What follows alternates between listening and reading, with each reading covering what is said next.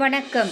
கலாம் ஆண்டு 6 மாதம் 4 நாள் 30 புதன்கிழமை பிப்ரவரி 11, 2026.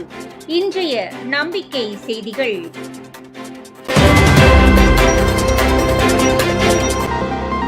இல்லம் தேடி உள்ளம் நாடி காஞ்சிபுரத்தில் சென்னை, காஞ்சிபுரம், திருவள்ளூர், செங்கல்பட்டு உள்ளடக்கிய சென்னை மண்டல பொறுப்பாளர் நாகராஜன் மற்றும் நல்லூர் வட்டம் பாலு பிப்ரவரி 10 செவ்வாயன்று இல்லம் தேடி பயணத்தில் நல்லூர் வட்டத்தில் பொறுப்பேற்க தயாராயிருக்கும் காஞ்சிபுரம் இளம் தொழிலதிபர் அருள் அவர்களை சந்தித்து பேசினர். அப்போது மாணவர் கள பொறுப்பாளர் தவமணியும் உடனிருந்தார். அடுத்ததாக ஓய்வு பெற்ற அரசு அதிகாரி அசோக்குமார் அவர்களுடன் அவரது இல்லத்தில் சந்தித்தனர். அப்போது அவரது இல்லத்தின் பூஜை அறையில் அரசமைப்பு சாசன முகப்புரையை பார்த்தபோது நல்லூர் வட்டத்தின் இல்லம் தேடி உள்ளம் நாடி, செம்மை இல்லம் ஆகிய செயல்பாடுகளின் முக்கியத்துவத்தை மேலும் உணர வைத்தது. அடுத்து தன்னந்தனியாக தன்னம்பிக்கையுடன் தமது கடுமையான உழைப்பால் ஆரோக்கியமான உணவு தயாரித்து வழங்கும் தொழில் செய்து வரும் காமாட்சி அவர்களை அவரது இல்லத்தில் சந்தித்தனர். அதனைத் தொடர்ந்து நல்லூர் வட்டத்தின் மருத்துவத்துறை மாநில பொறுப்பாளர் டாக்டர் பவித்ரா அவர்களை அவரது கிளினிக்கில் சந்தித்தனர்.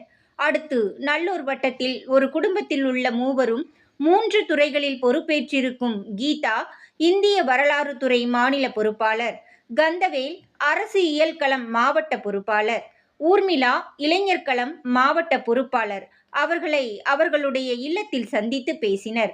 இவ்வாறாக காஞ்சிபுரத்தில் இல்லம் தேடி உள்ளம் நாடி பயணம் மிகவும் பயனுள்ளதாகவும் உற்சாகமளிப்பதாகவும் அமைந்ததாக நாகராஜன் தெரிவித்தார்.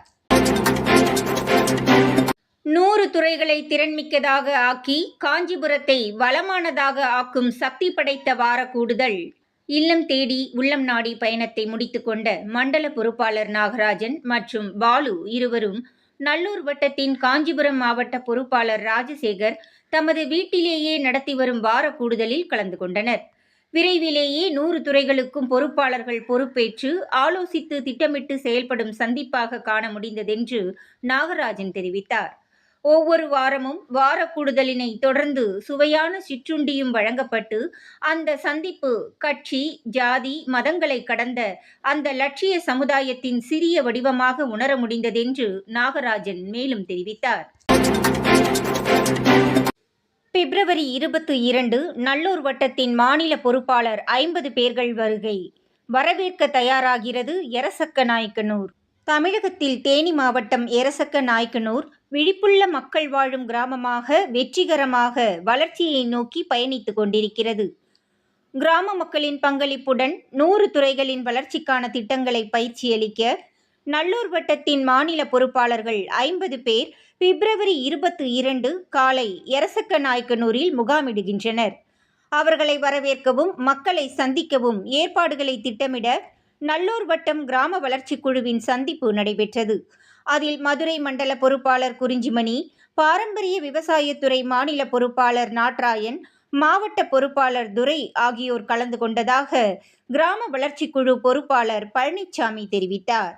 நம்பிக்கை செய்திகளுக்காக சென்னையிலிருந்து தயாநிதி.